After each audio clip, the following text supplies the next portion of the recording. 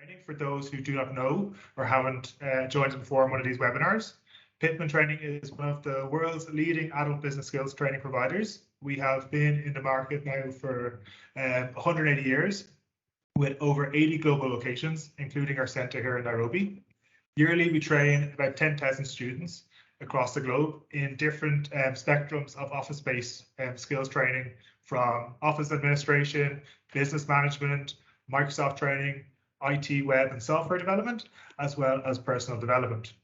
We offer 55 diplomas and over 250 courses, and offer a truly blended and flexible training solution that is fully supported by our in-centre learning coaches based here in Nairobi, as I said. We're very proud of the work we do in helping people to upskill and to transform their careers and indeed change their lives. So a very warm welcome to you all, especially those who are joining us for the first time. I am delighted to introduce to you our panelists for today. Our two panelists are Dorcas Diritu and Tindi Amadi. Dorcas is a talent and performance management advisor, a talent coach, a global recruitment specialist in technical, hospitality, retail, and the manufacturing industries, with both in-house and agency recruitment experience. She is managing director of IHR Solutions, a HR consultancy firm, and founder of Women in HR Kenya. Tindi is a personal branding expert who helps develop individuals and organizations' brands, helps develop individuals and organizations brand themselves and position themselves to shape how the world sees them, through CV writing, LinkedIn optimization, and help shaping their online footprint, or as their personal life coach. You're both very welcome, and thank you for joining me, Tindi and Dorcas. I hope my introduction did you both justice. It did, thanks. Yeah.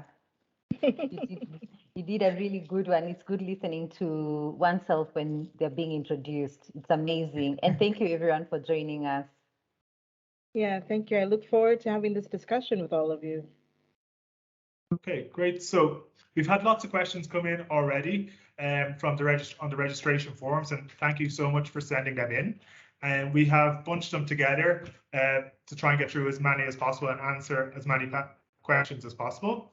But if you do have any questions throughout the session, you can put them into either the Q&A form button, which is at the top of the screen, or indeed just drop them into the chat function, and we'll try and answer them throughout. So we're looking at how to supercharge your job search as we move forward into the new year. I suppose over the last number of years, the world has changed significantly with COVID, how we travel, how we work, how we interact with each other. But how has the jobs market changed in Kenya and East Africa over that period of time, and where does it look now?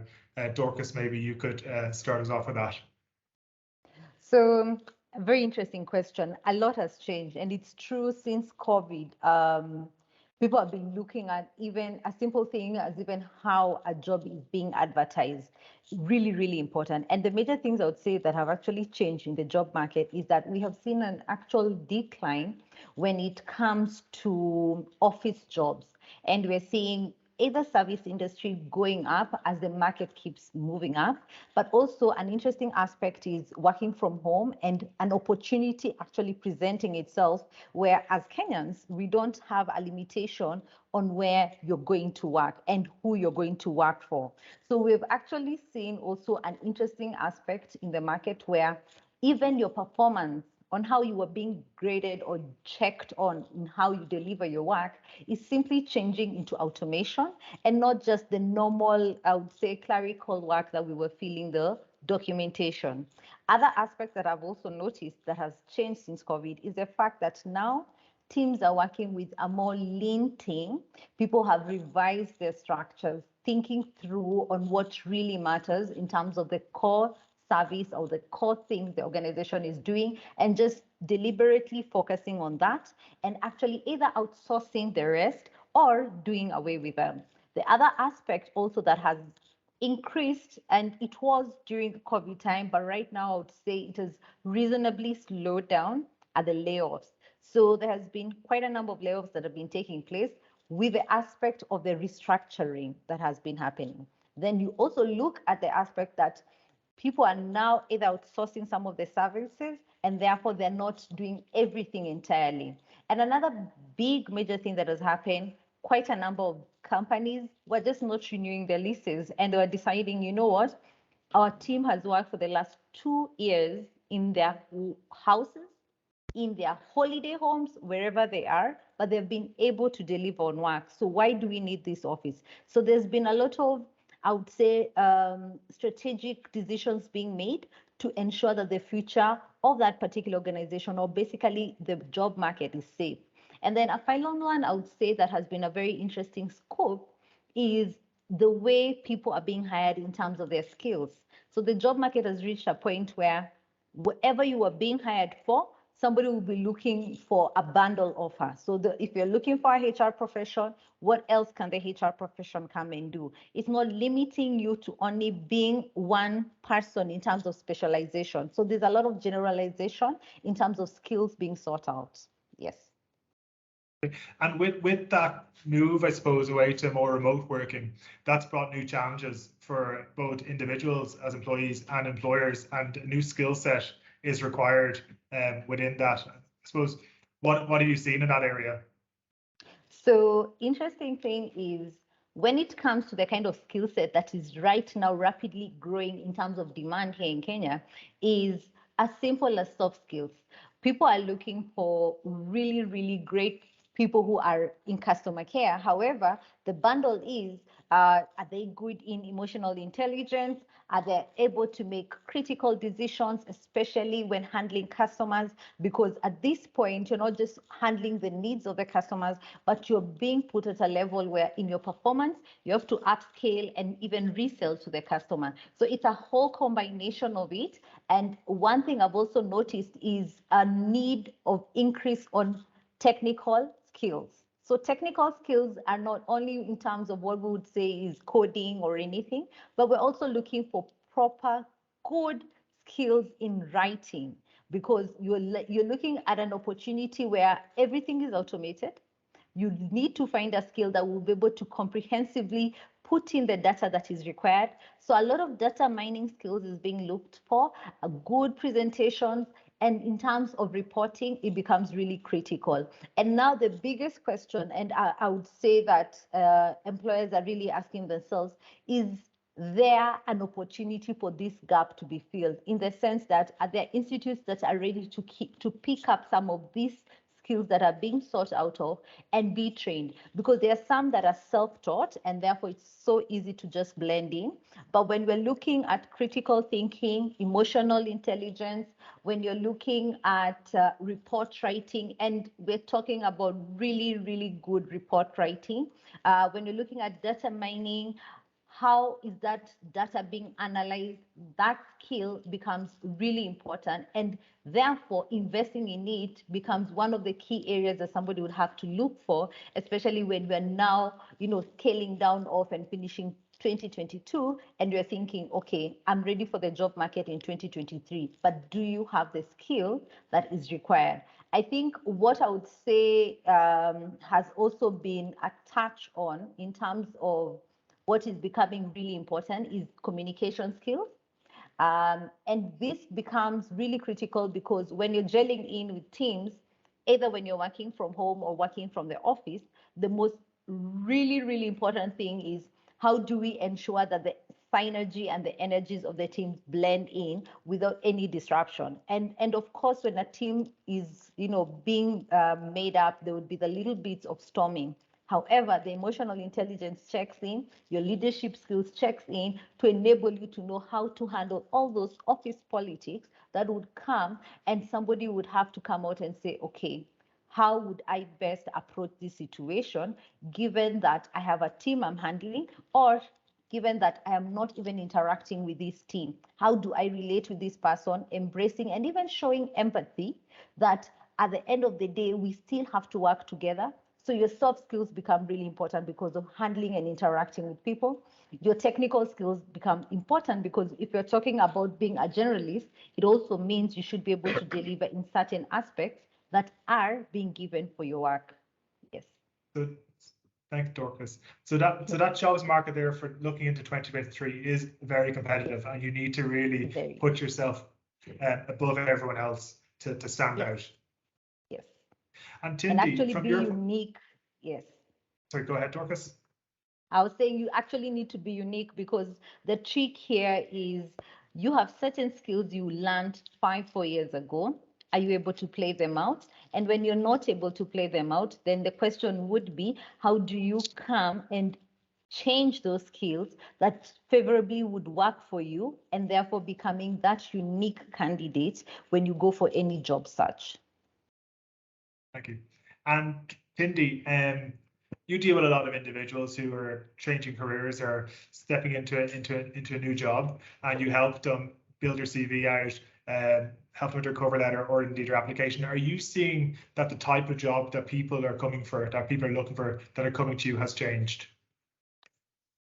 I have, in the sense that there's an upsurge of folks looking for, like Dorcas said, with data analysis, data mining.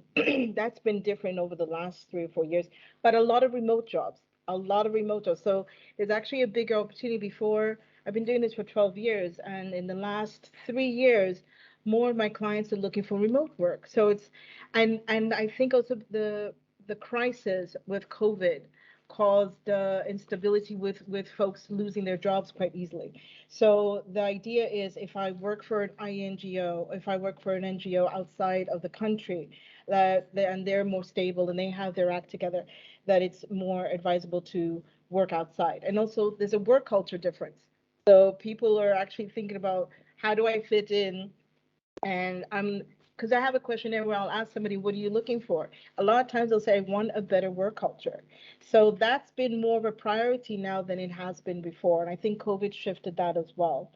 And in terms of branding, it's a matter of, I'm always advising folks to be as authentic as possible. I think in the past, folks were just trying to fit in any job. I just need a job. I need anything to work with. But post-COVID, there's more people looking for something that fits with who they are. I think that's been a big shift. I need something that's more meaningful. So being as authentic as possible, and to align yourself perfectly with what you have. So you're not faking it. You need to have the skills that they're asking for. And those who are reading your resumes are looking for those skills. So you have to be specific. You're not saying I'm good at communications. No. What form of communication? Is it team communication? Are you better at communicating across cultures and stuff like that? So that's been a huge shift that I've been seeing in the last 3 years. Okay, so in relation to that, I suppose the jobs market, on both sides, both the employers looking at a different scenario that they were pre-COVID or during COVID, and so is the employee or potential employee. So we're coming at it both from different pictures that they would have come from a number of years ago. So to do that, to be successful in getting that job, we have to change how we look at that and look at what the new trends are in the future of work. And what, Dorcas, from your point of view, what are those new trends that you've seen? So I would say actually the most interesting thing that employers are trying to look at is, as much as they're embracing the changes that have taken place, they're also very keen and conscious of the kind of person they're bringing in. So yes, there's a lean bit where people will actually hire for the skill, but also there's the lean bit where people will actually hire for the trait and the kind of personality somebody has. And that becomes really important, because when the organization is looking at it, they're saying, we are about to invest on this particular person if they join us based on their personality. But then again, they would be willing to come in and invest on the skill gaps that this person might miss out on. So there's that bit of a gel blend, so that even as a job seeker, when I'm saying I'm going to look for one of the big 5 audit companies to work for, the query here should be, what kind of hiring process are they going for? Is it for personality or specifically for skill? The other thing I've noticed actually in the job market that people are doing is there's a lot of automation. So you get applications are coming through an ATS system, and therefore the human touch effect is no longer there. So in as much as you'll be able to say, you know what, Cindy, I'm applying for this role, can you refer me? Not unless the system has already been put in place that there is a referral system. And if there's no referral system, then it means my CV has to go through an ATS where I have to make sure that there's specific things that have been mentioned in the job application that come in and are key aspect, keywords, key skills, so that I'm able to at least get my CV to be on the short list. So those aspects are only being put to simplify the conversation of 1,000 applicants, and we're only looking for 2 people. And we'll look at CVs in a little bit more detail a little later on. So we've both mentioned the skills are important. And is there a bigger focus now on particular skills? If so, what exactly are they? And I suppose what are the relevant soft skills that employers are looking for that are industry agnostic, that can go across any industry? Tindy? I would say, like, for one of the major things that are, I'm seeing even with my clients, skills like change management. Are you able to work through the ins and outs, or do you have the skills to manage employers that need a little bit of reinforcement to stay on? Because it's like Dorcas mentioned, there's an investment. You don't want to lose out and have employees leave. And also, companies have been bought by bigger companies, so there's also a big shift there. So they're looking for leaders. So it's one thing to have 20 years of leadership, but if you don't have the skills to work across culture, so that's a big thing. Culture communication is a big thing. Those kind of skills. When people's like, well, I'm really good with people. Like, no, but are you aware of the trends in gender empowerment? Because that's a big thing that's happening now. Folks are they're being more intentional with their employees and the workspace. So the soft skills, I would say, are relations to equality, empowerment. Also, how are you upscaling? How are you building capacity within your employer? So if you're a leader, that's a big thing. If you're managing, that's a big thing. But also, as somebody who wants to work and they're starting out, they would have to show up on their resumes as willing to learn, able to learn, and also to do their own things on the side, where I've got this skill and this skill and this skill. And it's just not technical. We're talking about both the soft, the hard, and everything, to kind of have the full package. But your interpersonal skills are key these days. How you relate. So I have a lot of clients who are just unable to connect or to speak on their wins.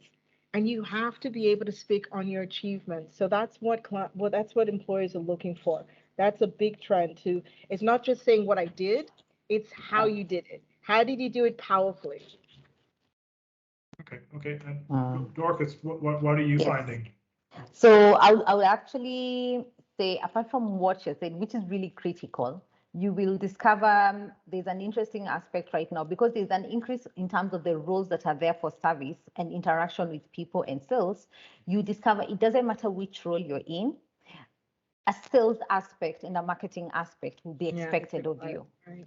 And even if I'm in HR and I am there putting in somebody new, I'm actually selling off the value proposition to this new employee. So the marketing and sales would cut across any role, even up to CEO level, because every person right now is being given, especially in Kenya, is being given revenue based in terms of whatever role they're coming in. I have enough HR roles who have mentioned the fact that they have targets, and the role is clearly indicated. You have an X target as you come, as much as you have ABCD. The other things that I've also seen is in leadership, there's quite a number of people who are being put out there, and a need is being raised on empathy. And when it comes to leadership skills, it's not just about, driving the vision and driving the culture that is expected, but also it is expected that you should be able to show some form of empathy when you're dealing with a team, because you can't keep losing a team and everybody is just talking about this particular thing. I was not able to do a personal issue because there was also a demand. So there's a a little bit of balance being created. As much as way back, it used to be a demand and the need is to grow and generate more revenue. Right now, the demand is how do you grow and you keep people as a leader. When it comes to the operation bits, what I've also discovered, apart from communication where we've spoken about it, there's a need on creativity. There's a need on innovation. And creativity and innovation is speaking across all aspects, because you're going to come in as an engineer and everybody will be up discussing, trying to find out a solution. But in your creativity, you are able to find that solution. You may not give 100% what is expected, but the path and what you create is really important. There's something somebody mentioned to me. The first crazy draft, or the first kind of draft you do as a team, becomes important. So in your creativity, what is that draft you're able to present when you're looking for work? And a recruiter will only pick Dorcas if she's almost able to connect with what the needs of the organization is in terms of who they are, what they're for, and how they believe. So it might be a simple thing as during the weekend, I'm actually just doing CSR and supporting people and planting trees. And the organization is like, we've been thinking about climate change and we need somebody who can drive this, as much as you have your A and B. So it's not only about what is going to help you do your actual work, but how are we going to drive the agenda of the organization? Another skill is on collaborative and partnerships. It's sometimes sort of confused because you'll be told, this role requires collaboration, and you're thinking you'll be shown how to do it.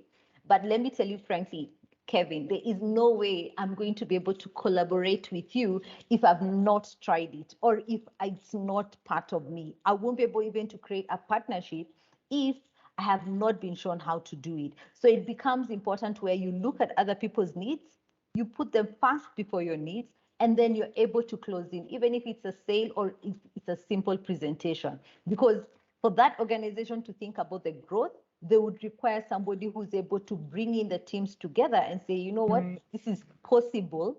It's a market we have not done, but it will be doable because one, everybody has a sales aspect of it. And then two, you have your collaboration and the teams will be able to work together. The final bit, I would say PR, and not the old PR, what we're used to in terms of just the general management of the communication externally and internally, but PR when it comes to crisis, and even understanding how to handle that particular crisis. With a critical thinking in place, you find your PR skills will actually come and blend in and pick a really bad situation that would work favorably. But now the most critical thing is all these skills are teachable. The thing is, sometimes people assume them because you think so much that they're soft skills and they're not important, and you're thinking on how I'm going to, specialize and focus on maybe talent acquisition, and then you think they're underneath or they would not be required. They become the most vital and most critical skills right now, especially with automation, because people are looking to connect with someone in as much as you might be handling a machine or a process that may not require a human being. Yes. Yeah, and with automation, I think it also brings out there a future need is around, and Tindy mentioned this, around data. Okay, so I work with a lot of organizations. I sit down with HR people and they say, okay, what do we do with all this data we have? Okay, how do we use it? I don't have the people internally to do it. I need data analysts. And then on the other side, on the general, you have to tell a story. So how do I use that data then to tell a story? And I think that is a real critical skill that is becoming bigger and bigger. That is needed across organizations. And no matter what role you're in. Yeah, and Kevin, there's a skill you've mentioned, and I don't know how I just left it out. Storytelling, repertoire. You will find right now, and it's an interesting thing that is happening in the market space, where marketers are actually being able to move and shift from the narrative of just selling a product, but telling a story and making it more lucrative for even the customers to just want to listen to more. That even if there's a launch of a product, you don't want to miss. I mean, we have all seen all the memes that are out there for iPhone. They're selling, it doesn't matter what's happening, they're still selling and we're still Right. buying. So Right. even as much as we would say, it looks the same, there's always that need to just want to know. And because we don't want to be left out because of FOMO, you find yourself being curious. So the rapporteur and storytelling becomes really, really key and drives the need of growth. Yeah. Right.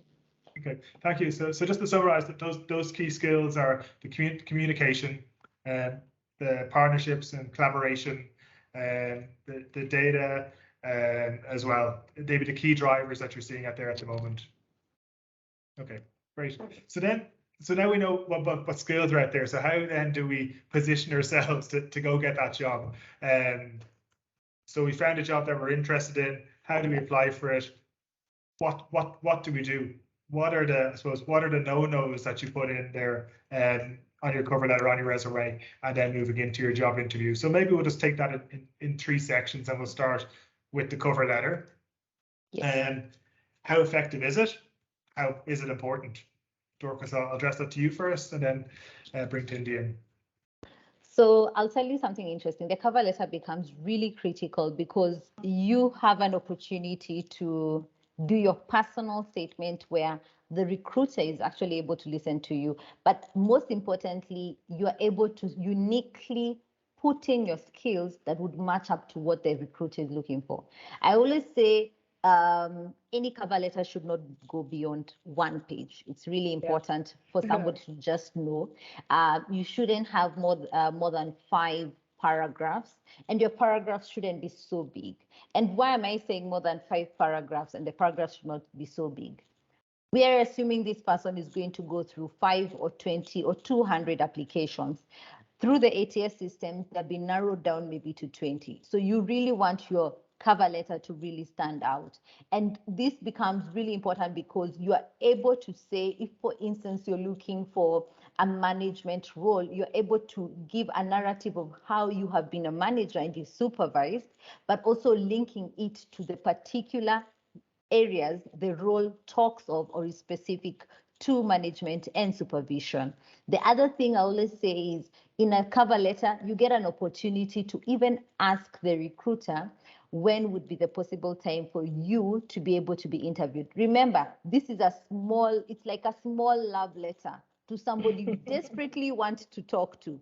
So you cannot beat around, you cannot beat around the bush and start talking about, I went to the university and I got my university graduate and I went to this. We already know that from your CV. Resume, so your cover letter becomes a very simple, quick selling point on who you are, how you relate your skills to the role, how you really connect, and you mention the understanding of what the organization is about, and therefore you're able to interrelate it and marry it together. So if I was looking for a role as a marketer for an advertising company, I should be able to say that my skills have enabled me to handle quite a number of corporate roles that have ensured that any new product launch have increased their revenue based on the timelines that we have created.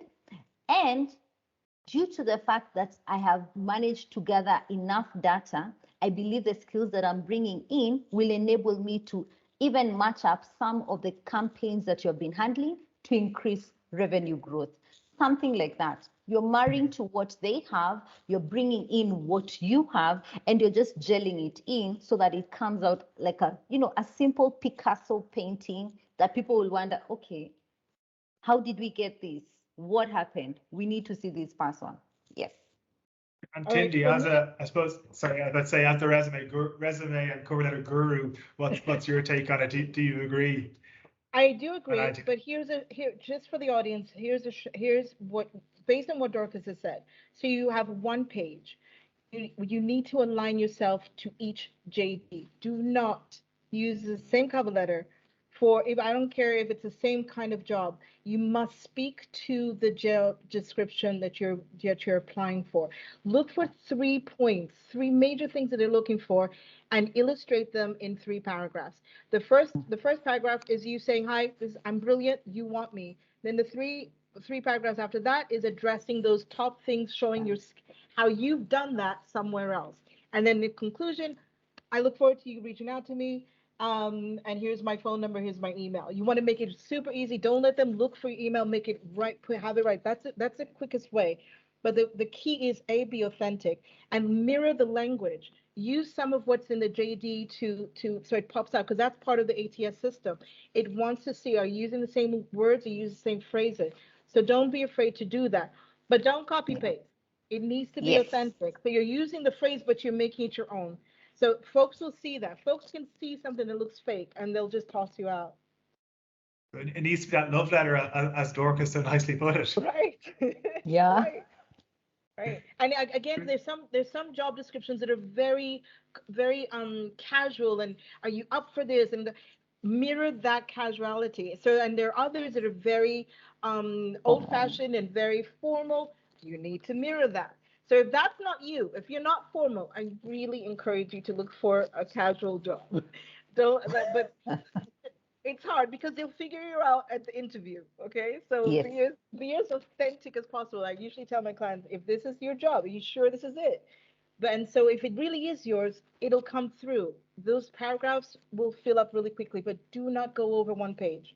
Do not go over one page. And that's the cover letter covered. So you get your cover letter in, they're impressed, then they're onto your CV. So or your resume, Well, Tindy.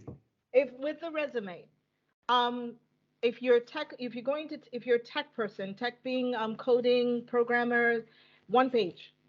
Microsoft and Google, they just want one page. And I know it's how do you do that in one page? But if you're in that area of expertise, you also have portfolios elsewhere, so you can always merge that with to have them see that. So it's one page, but most people it's 3 pages or less. Like if I can get it to 2, that's ideal. Unless you have a 20, 30, 40-year career and you have a PhD, maybe 3.5 to 4. But you need your summary. You need to highlight your skills. So those are the top skills that are also mirroring the JD. I know you might be really happy about a certain skill, but if it's not relevant, your space is tight. So you need to put what's relevant to the job application. And then you want to show achievements and then your experience, and then you don't have to do references. I know folks are used to doing references, unless you're doing local. Most Kenyan organizations, companies might require references, but most NGOs are not. That you can simply say, I can provide this later upon request. But the key is be as authentic as possible. Don't share the same wins on your cover letter that are on your CV. Make them different.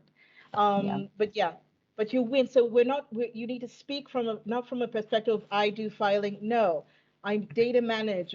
You need to change the language so it's appealing and it shows your level of expertise, no matter what you're doing.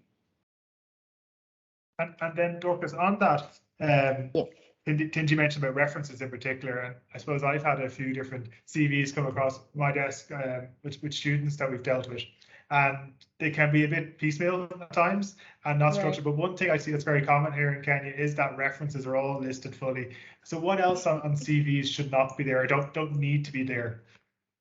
I think the one that I'll tell you for sure that is hilarious is everyone is putting their marital status. They are putting where they live in terms of their postal address. They are putting the identification number. So yeah, don't do that. And you know, people mine people's data and they can use for anything. You can find also things to do with, apart from postal address, you put your religion. I'm just asking everyone, anything you put in your CV, ask yourself how it's related to the role. So when you put for me your age, I'll be like, okay, humans are biased at all times. So there's a high probability that I'll see your age and I'll not look at your application and I'll not look at anything because I've already put a mindset of, I don't think this person can. And then when you put your location, again, another mindset comes, I don't think this person can make it to our workplace.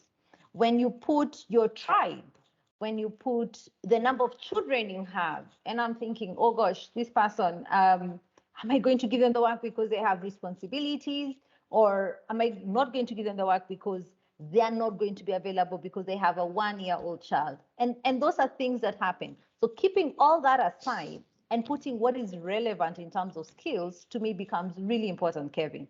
Another bit that I've also noticed people tend to put in their referees, and this is when you're asked, they put their pastor, they put their lecturer, Right. sometimes they put their spouses. I've seen it all, Kevin. I'll tell you for sure, I'm happy the fact that now we have the data protection bit that is out there, the act. So it means before you give out my data, it's really important you check with me. So I would go with exactly what Tindi said. Kindly, upon request, that's when I would put the reference, and therefore you get more leverage on the paper in terms of what you can use. What space because, you have left. Yeah, because it always just eats up on a space. And then another thing I've noticed is people put their parents' numbers. So if you're going to apply for a role, I would prefer you put, yes, a parent's number, but please indicate. Halfway through, I've called people and somebody tells me, I am not Tindi. Why are you calling me?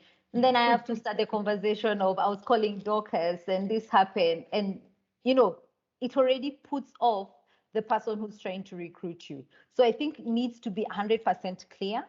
The other thing I've also noticed, Kevin, that people put is they take their JD, previous JD, wherever they have worked, and they copy paste it as their CV, because the assumption is I'm writing what I am supposed to be doing or used to. And that's not the case. We're not looking for your JD for your previous place. We're looking for what you've actually done. So this should be your achievements, just as per what Tindi has said, and I wouldn't want to repeat so much on it. Can I say also? Yes. Okay. Yes. I wanted to also add that I know that based on the format you've been saying, and they add this and this, that's a very old school CV. Yeah. And there are also some people who have switched from one end to the other and now have pictures and images. I want to encourage everybody, please do not put pictures, do not put images. If you're applying to a company that's using an ATS system, you'll be dumped. They can't read it. So keep it simple. Keep it, readability is really important. And also make sure that also the graphs and the fancy stuff, I know it looks cute, but if you're really serious about finding a job, they need to be able to see it and understand what's going on. So just keep it really simple. The number one things are your skills, your wins, and your relevance to the job that you're applying, so that you just need to mirror what's on the JD and show that, yes, I do that, I do that, I do that. That's as simple as it gets. Yes. And actually the interesting thing, anytime, and I'll talk about biasness because it's important we understand this is a journey we all go through. Sure. Anytime you put your photo, somebody will be like, I was not looking for this person. So what I would say in terms of your personal items that you may actually need to put, your full names, and your names should be as they appear, as I would search you in almost any professional platform. So if you look for Dorcas, you'll find Dorcas Derito in LinkedIn, and it'll be able to link back to the name I have on my CV.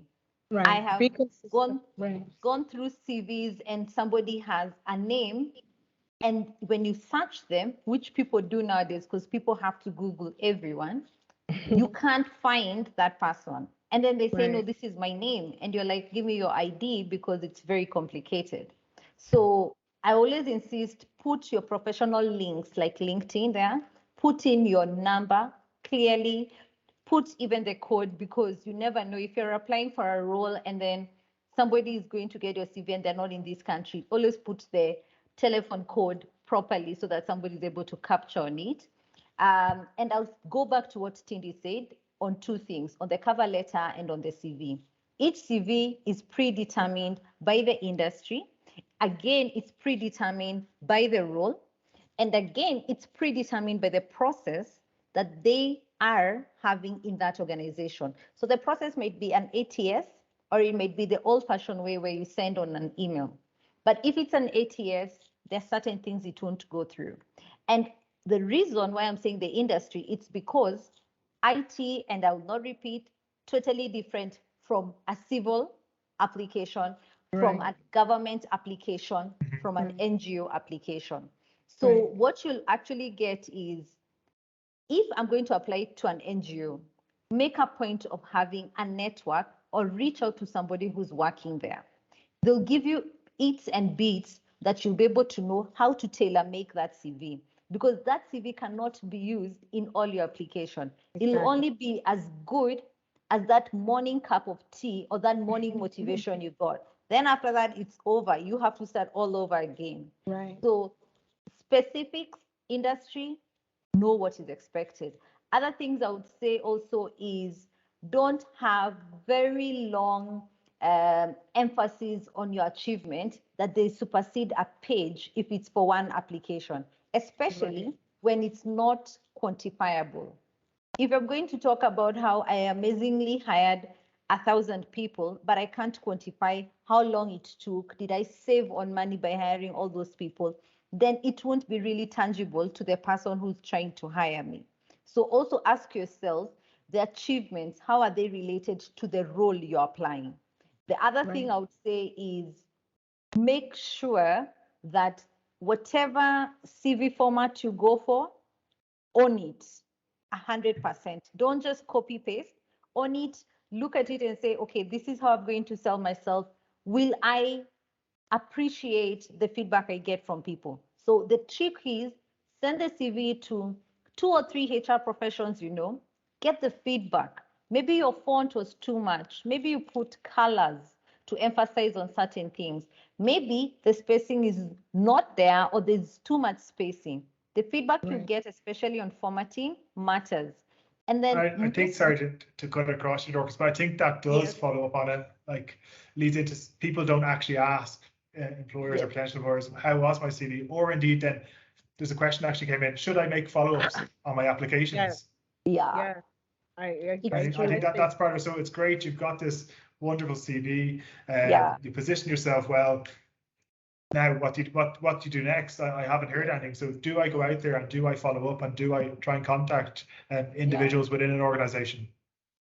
I would follow up, but I wouldn't reapply. So that I think that reapplying is a mistake, because they already have you in your filing system. And so you'd be, you might be labeled as a pest. But definitely follow up very kindly, like, hi, I submitted this, I'm just following up. But there's some JDs, please look at the job description. It's some of them will specifically say, do not call us. If you do not hear from us, it's because you didn't make the cut. It's as simple as that. But if you have gone through the interview process and then there's a bit of silence, or you got the reject letter, please follow up, reach out. Like, just for future reference, just for future learning, could you please give me some information as to why my application, or why I failed? Can you give me some tips so that I can be better for the next opportunity that comes through? Perfect. And then I suppose you touched on this, Dorcas, already, on your digital footprint. People on LinkedIn, and they can't be found. So how important to both of you is your digital footprint, and how can that negatively or positively affect your job search? Let me tell you, the one thing I would say about the digital footprint is, it doesn't matter where you'll be. When somebody is looking for you, they'll find you because you have specifically put the skill that they're looking for. So the importance of the digital footprint is, there's evidence of the kind of work you do. There's relevance to other people who are in the same industry with you, and therefore you actually are able to network online. I have networked with people who are in UK, in South Africa, and I've not had to meet them. And it has been very instrumental in my career. But the essential thing is, if you're going to have a digital footprint, make sure you keep updating it. So it's not that I'm going to do today one post, Kevin, I'll open my LinkedIn and then I shelf it. No, that cannot work. I'll need to keep updating my audience on what I'm doing. So for instance, Tindi is a coach. How are people going to know if she has elevated to a different level of coaching, at a mastery level? If she doesn't talk about it, then we don't relate to it. The assumption would be, just where you left us off is where you are. So being on digital footprint means everyday conversation, but it becomes your live CV. And I think that Cindy can agree. Definitely, if that CV is not updated, then it's just as old as the old CV formats we used to use. Another advantage of having a digital footprint is the fact that headhunters just go sieving through what they need. They will not come into such audiences and say, you know what, this is what we're looking for. Can somebody reach out to me? No, they want to see you in your action. And the only way they'll see you in your action most of the time is the conversations you have. So if I keep talking about policy reviews, policy alignment, how do we make sure maybe there's diversity, equality, and inclusion? That is the thing they will relate it to me. But if I keep talking about World Cup, it's just World Cup and sports. Yeah. Right. Right. So with your footprint, there's also a level of you need to clean up a footprint of your past social media. So what we did in college, how crazy we were, and I know sometimes they're like, should I? Yes. If you, depending on where you're going, if people, because nowadays people are searching, and when you've got certain movements, the Me Too, Black Lives Matters, and all that, you don't want to be seen as somebody who's biased, who's racist, or something other than that, right? So you need to make sure that how you show up on Facebook or IG is just as important as how you show up on LinkedIn. Yes, talk about football on those platforms, but be respectful, because some people have been pulled out and called out on some on and lost jobs. Another thing is with LinkedIn profiles. There's also Indeed as a profile as well, but with LinkedIn, you need once you set up, make sure that you are continuously interacting with others, join groups that are relevant to you, because even though you're starting from the beginning, you're like, oh my God, I'm just starting. Yes, but over time, you're building your level of expertise. You're showing people, this is what I love to do. This is what I'm all about. So you need to be consistent with that. Even when you shift careers a bit, show that passion, and it's good to show the bridge between where you've been and where you're going, by sharing posts or resharing other people's posts, because that's how you build a network. So that footprint is important, because there are lots of recruiters, headhunters who just look at LinkedIn like, and they slide into your DMs and be like, hi, you up for a job? And that's a very easy way of being found, because you've got your LinkedIn profile up to date and sorted. So it will make you stand out and make you visible and make you approachable, and make someone say, I want to have a conversation with this person, with this individual. They could be a real good fit for me. Right, and the one of the important ways of making sure that you show up is, don't privatize everything. If you're looking for a job, you need to let people see your face. You need to let people see your background. Let people see your content. I know there's a lot of, I don't want people to, no, this is LinkedIn. Share yourself. This is the platform to share yourself. So get all those sections on your LinkedIn profile sorted. There's the headline should not just be the job that you're in. Expound on that. I am this, I'm great at this, or I did this. Let your headline speak of you. So your profile picture is speaking of you, your background. It should not be that dreary gray background, guys. Have something that's lively, that either connects to you personally or connects to your career. So if you're working in the development world with NGOs and on the continent, let them see that kind of work, whether it's planting trees or feeding people or that sort of thing. If you work in digital, let them see, like, just from visually, like, whoa, okay, this guy is into in digital background. And then and speak on your experiences. Don't copy paste what's on your CV onto your LinkedIn. Shorten it a bit, keep it to three points, and a win. Always have a win, more graphics, because one of the things I've learned, folks are lazy. So if they see an image, they'll click on that image and then be like, okay, so now I'm going to sit down and read some more about this person. But if you just have words, I'm like, next, and move on to the next person. We're very finicky and very picky. So images and videos, they're like, wow, what's this person talking about? So share yourself in that way. Be comfortable with who you are. Let them see your full body. Let them see you in action. That's what people want to see. It really is. So you need to continuously, even if you're so busy, just make a point every 3 months. I need to edit something, and then get those apps that do it automatically. Just spend a weekend and then schedule something for the next 3 months, and then come back every 3 months. You don't have to be overly with it, but this LinkedIn is also an opportunity for leaders, those who are wanting, they're in their 40s and their 50s, they want to get back in the job. What skills have you built out? Show your leadership skills, and that's just, it's a way to rebrand who you are. It really is. It's a perfect tool. I love LinkedIn. I'm so biased. Yeah.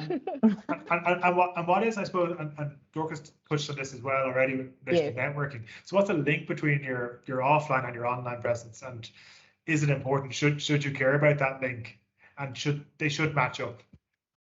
I'll tell you the importance of the offline and the online. So halfway through, what Tindia said is totally correct. And what you'll discover is that when you're not broadcasting about your role, then at the end of the day, you need to put in some work on it. So what I've always tried to tell somebody is, if you're not really into digital, what kind of things can you do to link and relate to that? So simple things would be actually being in associations that actually help you learn.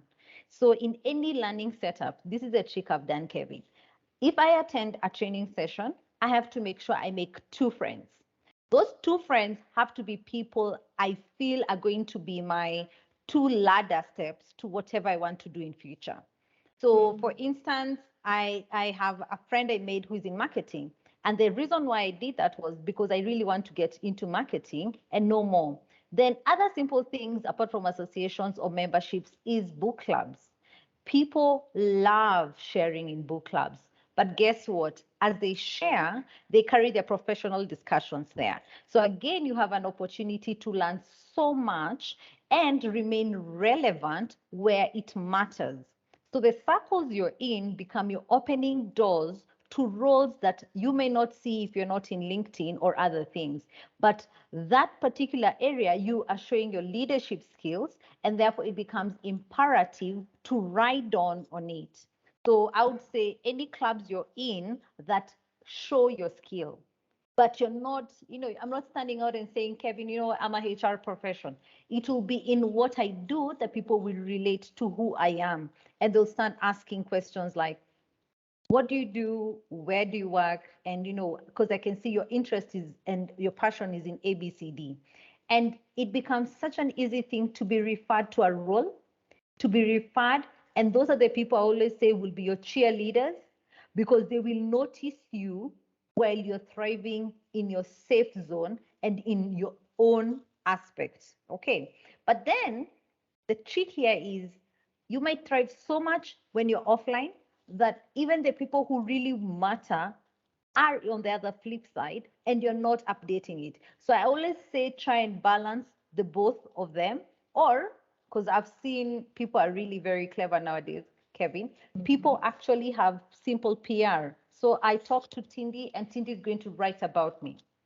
And the way it will come off, it won't come off like a review. It'll come off as a very simple discussion in terms of leadership. And they'll talk about a time I did something on my offline. And people will start wondering, who is this?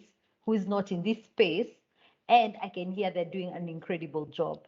Currently, I think the person who's, buzzing in LinkedIn, and it's because of the work they've done, of course, they're in the digital space, is Nelly Cheboy, one of the CNN heroes. And everybody is riding on it.